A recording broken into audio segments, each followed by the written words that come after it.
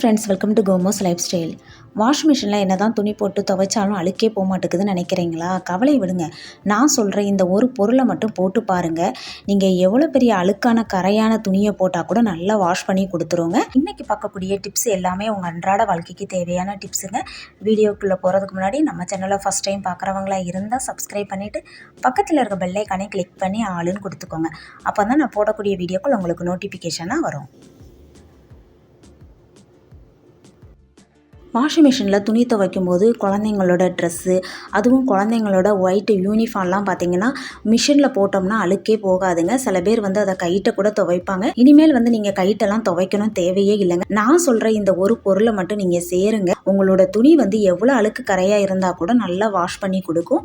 First நீங்கள் soap powder இல்லைனா liquid எதை யூஸ் பண்ணுவீங்களோ அதை போட்டுக்கோங்க. போட்டுட்டு இப்போ அலுமினியம் பாயில் எடுத்திருக்கேங்க. இதை கைட்டை நல்லா பால் மாதிரி சுற்றிக்கோங்க. இது கடையில் சூப்பர் மார்க்கெட்லலாம் கிடைக்கும். இப்போ இந்த துணிக்குள்ளே இதை சேர்த்துக்கோங்க. நான் 2 பேப்பர் இப்படி சுற்றி போட்டிருக்கிறேன். இந்த போட்டுட்டு நீங்கள் அதுக்கப்புறம் மிஷினை ஆன் பண்ணி விட்டு பாருங்கள். உங்களோட துணி நல்லா துவைச்சி கொடுக்குங்க. நீங்கள் கைட்டை துவைச்சா கூட அந்தளவுக்கு அழுக்கு போகாது. இந்த அளவுக்கு நல்லா அழுக்கு போயிருங்க. இப்போ ஆன் பண்ணி விட்டுறலாம். ஆன் பண்ணி விட்டுட்டு நான் உங்ககிட்ட எப்படி துவைச்சி காட்டியிருக்குது அப்படிங்கிறதையும் நான் காட்டுறேன். இந்த டிப்பு உங்களுக்கு ரொம்ப யூஸ்ஃபுல்லாக இருக்குங்க. அதுவும் குழந்தைங்க ட்ரெஸ்லாம் பார்த்தீங்கன்னா ரொம்ப அழுக்காக இருக்கும். இந்த மெத்தடில் நீங்கள் யூஸ் பண்ணீங்க அப்படின்னா உங்களோட துணியெல்லாம் நல்லா அழுக்கு போயிடும். நீங்கள் மிஷினில் போடக்கூடிய துணி கொஞ்சம் அழுக்காக இருக்குது அப்படின்னு நினச்சிங்க அப்படின்னா இந்த மாதிரி அலுமினியம் ஃபாயில் போட்டு பாருங்கள். நல்லா உங்கள் துணி பளிச்சுன்னு அழுக்கெல்லாம் போயிருங்க. நல்லா வாஷ் பண்ணி கொடுக்கும். மிஷினுக்குள்ளே போட்ட அந்த அலுமினியம் ஃபாயிலையும் நான் எடுத்துருதேன். இந்த டிப்பு உங்களுக்கு ரொம்ப யூஸ்ஃபுல்லாக இருக்குங்க. ட்ரை பண்ணி பாருங்கள். பிடிச்சிருந்ததுன்னா ஒரு லைக் கொடுத்துக்கோங்க.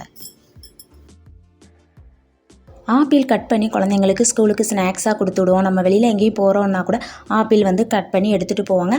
ஆப்பிளை கட் பண்ணால் கொஞ்சம் நேரத்திலே பார்த்தீங்க அப்படின்னா கருத்து போயிடுங்க. சாப்பிட முடியாது. அந்த கலரே பார்த்தீங்கன்னா மாறி போயிடும். குழந்தைங்களுக்குலாம் ஸ்நாக்ஸ் கொடுத்து விட்டோம் அப்படின்னா குழந்தைங்க அந்த கலரை பார்த்துட்டே சாப்பிடாமல் கொண்டு வந்துடுவாங்க.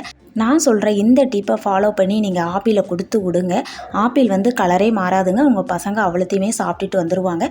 ஃபஸ்ட்டு நம்ம ஆப்பிளை இந்த தோலெல்லாம் ரிமூவ் பண்ணிடுவோம்.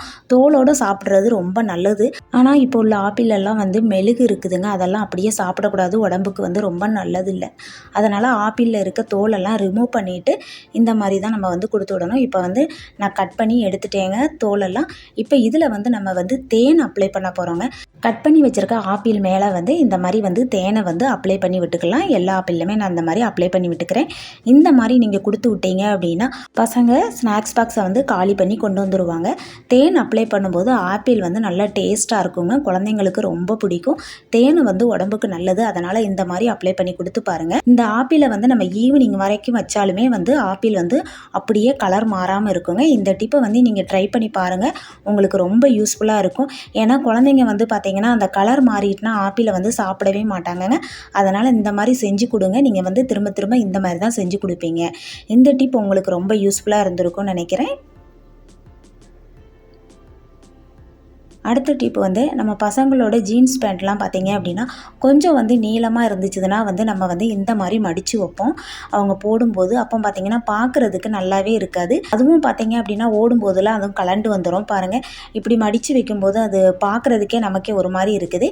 இதுக்கு நம்ம ஒரு அருமையான டிப்பு பார்க்கலாம். இந்த மாதிரி உள்ளே கொடுத்து மடித்து வச்சுக்கோங்க.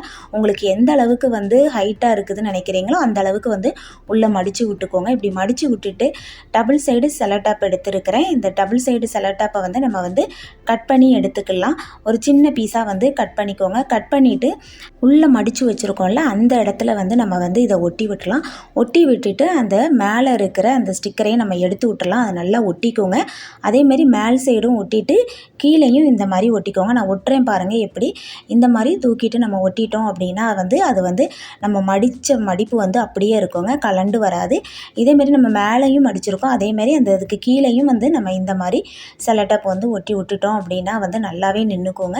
இந்த டிப் ரொம்ப யூஸ்ஃபுல்லாக இருக்கும். வெளியிலலாம் நம்ம ஃபங்க்ஷன் போகிறோம் அப்படின்னா குழந்தைங்களுக்கு கொஞ்சம் நீளமாக இருந்துச்சு பேண்ட்டு அப்படின்னா ரொம்ப கஷ்டமாக இருக்கும். அது பார்க்குறதுக்கு நம்ம அப்படி மடித்து வச்சோம் அப்படின்னா நல்லாவே இருக்காது. இந்த மாதிரி ஒட்டி விட்டுட்டீங்க அப்படின்னா அந்த டேப்பை நீங்கள் எடுக்கிற வரைக்கும் செலோ டேப்பை அது மூவ் ஆகவே ஆகாதுங்க. நல்லா ஸ்ட்ராங்காக அது ஒட்டிக்கும். இந்த மாதிரி ட்ரை பண்ணி பாருங்கள். உங்களுக்கு ரொம்பவே யூஸ்ஃபுல்லாக இருக்கும். நான் அந்த சைடுக்கும் பக்கமும் வந்து இந்த மாதிரி பண்ணிக்கிறேன் பாருங்கள். 2 பக்கமுமே மடித்து விட்டாச்சு. இப்போ பாருங்கள் நமக்கு எவ்வளோ அழகாக நீட்டாக இருக்குதுன்னு பாருங்கள். இந்த டிப் உங்களுக்கு ரொம்ப பிடிச்சிருக்கும். பிடிச்சிருந்ததுன்னா சப்ஸ்கிரைப் பண்ணிக்கோங்க.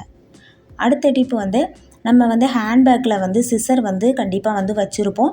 நமக்கு வந்து லேடிஸுக்கு வந்து தேவைப்படும் பூ கட் பண்ணுறதுக்கு, மற்றபடி எதுக்காச்சும் நம்ம வந்து சிசர் வந்து ஹேண்ட்பேக்கில் வச்சுருப்போம். இப்படி வைக்கும்போது பார்த்திங்க அப்படின்னா பேக்கில் குத்தி பேக் வந்து கிளியறதுக்கு நிறையா வாய்ப்பு இருக்குது.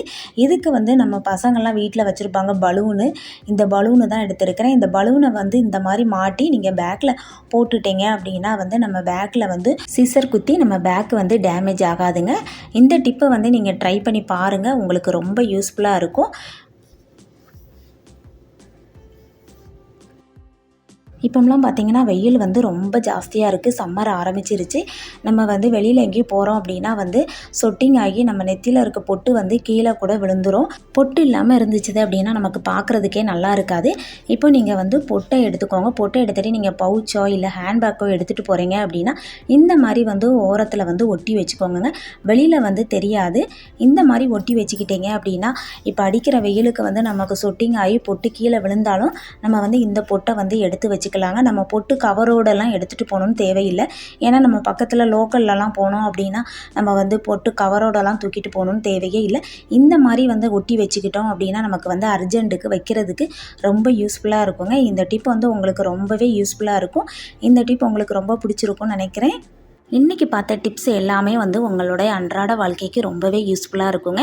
இன்றைக்கான டிப்ஸ் எல்லாமே உங்களுக்கு ரொம்ப பிடிச்சிருக்கும்னு நினைக்கிறேன். உங்களுக்கு எந்த டிப்ஸ் ரொம்ப பிடிச்சிருக்குது அப்படிங்கிறத மறக்காமல் கமெண்டில் சொல்லுங்கள். இன்றைக்கான வீடியோ உங்களுக்கு பிடிச்சிருந்தது அப்படின்னா லைக் பண்ணுங்கள். உங்கள் ஃப்ரெண்ட்ஸ் அண்ட் ஃபேமிலிக்கு ஷேர் பண்ணுங்கள். மறக்காமல் சப்ஸ்கிரைப் பண்ணுங்கள். பக்கத்தில் இருக்க பெல் ஐக்கானை கிளிக் பண்ணி ஆளுன்னு கொடுத்துக்கோங்க. அப்போ தான் நான் போடக்கூடிய வீடியோக்கள் உங்களுக்கு நோட்டிஃபிகேஷனாக வரும். தேங்க்யூ.